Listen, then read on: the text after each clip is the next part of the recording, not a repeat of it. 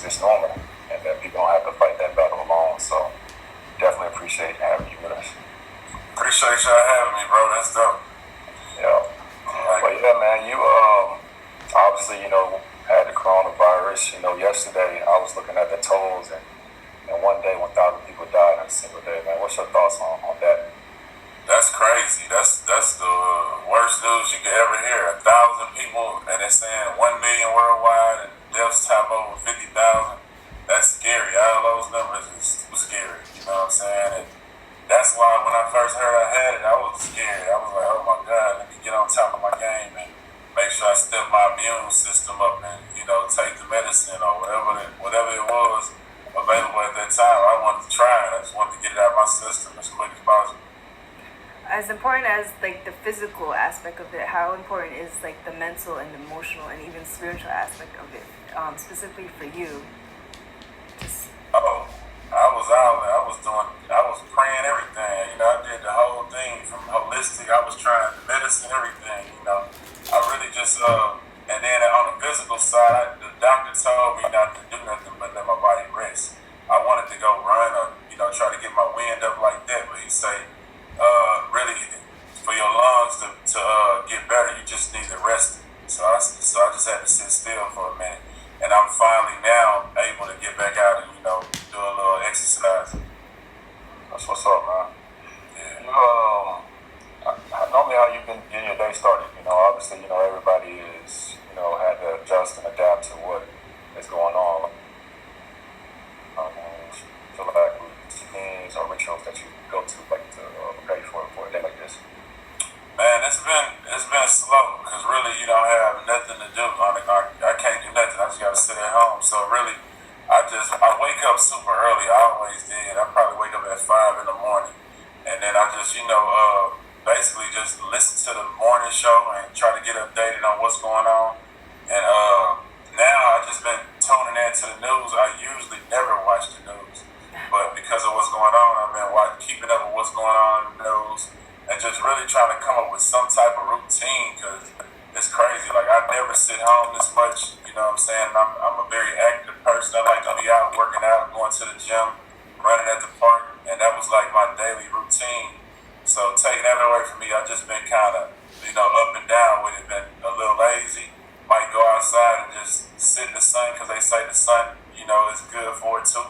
I've just been really doing a lot of chilling and trying to be productive as possible with making music and stuff like that. Aside from music, how else have you been keeping yourself from like slumping into like this negative, hole, or just like a lot of people, especially in times now, everyone's just home and everybody's trying to not, think negative. I've been trying to tune into what's going on, like the producing battles. I like music. I try to tune into that. I try to catch the crazy stuff Tory Lanez and them be doing and the Lucy's be doing.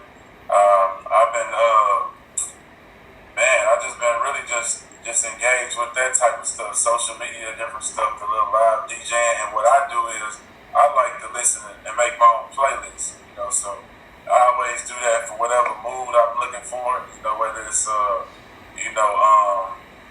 I feel like I got songs that's just all the good feeling songs that'll turn your spirit up, whatever it may be for whatever mood, but a lot of listening to old music, the Erykah Badu's, to everything, that just make you feel cool and show you how to, and give you that vibe to relax. Facts. Meditating also. I've been meditating also in the morning, trying to start it off with that. It's normally what I start my day off with too, like a 15-minute meditation. Bring it, round me up. Like, what's your process? I want to flip it to the script, I guess. To ask you a little bit more, I guess, on the music end as well. What's your process as far as mentally? How do you get in that mind frame? To like, I guess, the focus for an album or a song. Like, what's your preparation for that? When I'm trying to do a project, I try to come up with some type of concept of what I want. Sometimes it works like that, where I can call it, or sometimes it'll take me doing a couple songs, and just find the vibe through making new music. What I'm saying? But so it kind of go different ways. But what get me in the mood to write is the actual beat itself. What I'm saying? I rarely just sit and write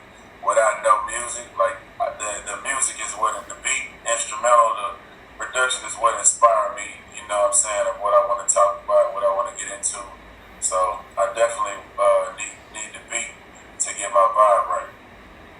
What would you say the main messages are off your latest project that you're Now, trying to convey? my latest project, see, this is how I do music. I do music like as a project. I don't really, because like I tell people, I'm not chart chasing. I'm not really, even preparing myself or giving the people who distribute my music enough time to even do that high. I just really just try to keep it where it's fun. Like I can really like whatever vibe I want to get in, I just do that. Like on the last project, it's Thug. Like I wanted to do something personal, and I wanted to do a project with nothing but samples all the way through. I come up with that. After doing a couple songs, let's say I want to keep samples all the way through this project. So I had to search for that for a while, find the right ones that go together. Some of the records on my album are from like 2011. Like I had to go way back then and just pull, because you can't really catch them vibes and find them vibes in today's producers, because they doing it for the young guys. You know what I'm saying? So that's always a mission to find that vibe I'm looking for. And then like I said, I wanted to do the samples and I wanted to keep it personal.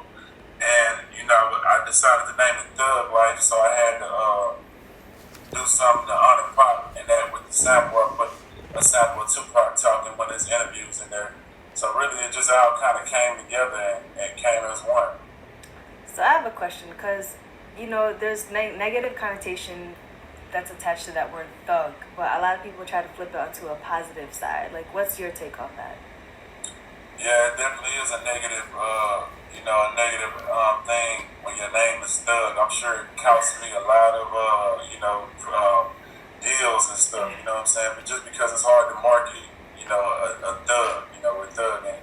So I'm sure it costs me a lot of money, and that's just what the natural, fact is. Most people is gonna look at it like, yeah, it ain't good. But at the same time, mine was more on description. How I looked, when I was I had braids, grill, so that's just what I really just didn't, I had Slim, but I had to put something else on it. I just felt like Slim was too plain, so I put like Thug, because, people kind of said I look like, we from the north side, but we wore braids and afros. We really ain't really care about appearance so much. We just kind of like the guys who don't give a damn, you know what I'm saying? So I put the Thug on there, man, and that's it. I mean, but yeah, I'm sure I lost a lot of money, from different product endorsements and stuff like that.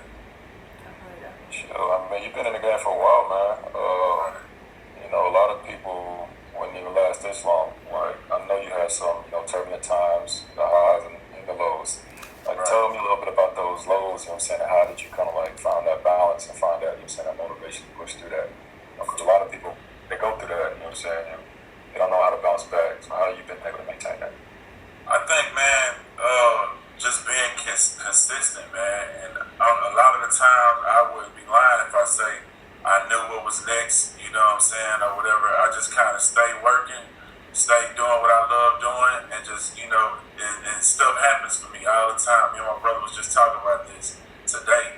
He just was telling me, he said, man, I don't care. Every year, something just pop up. There's always something that pop up that'll help, you know what I'm saying, whether I'm being independent, it help me get a little spotlight or whatever it may be. It's always something that works out for me, every year. And I just believe that comes with being consistent. And that's my whole thing. I just want to stay busy and keep doing what I love doing. And then just, I feel like everything will work itself out after that, regardless.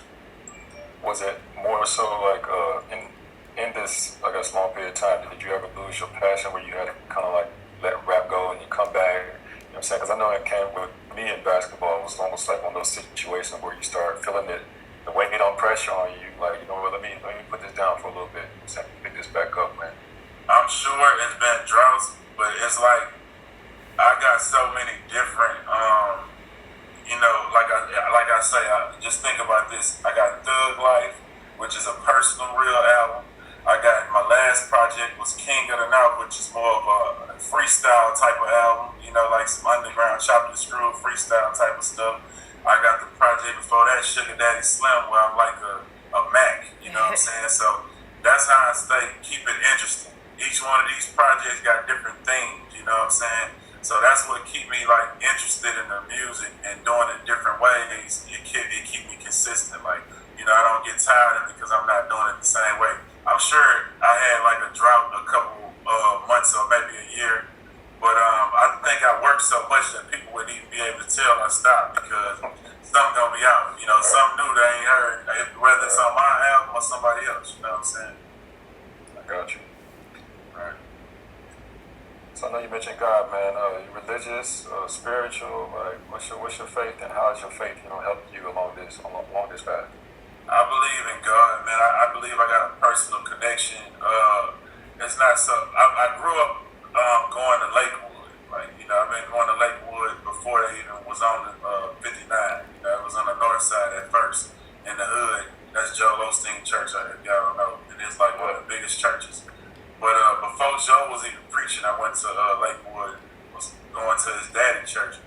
The reason being, it was just so close to my neighborhood. I started out Catholic. My family is Catholic.